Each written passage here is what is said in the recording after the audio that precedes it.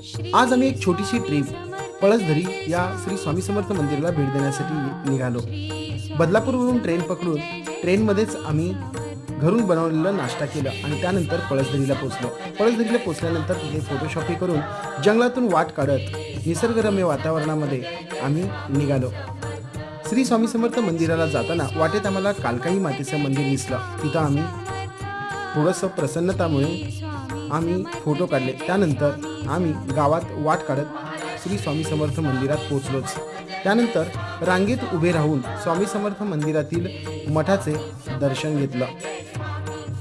त्याचबरोबर आजूबाजूला असलेली श्री स्वामी समर्थांची मूर्ती आणि पादुका यांचे दर्शन घेऊन आम्ही महाप्रसादासाठी रांग लावली.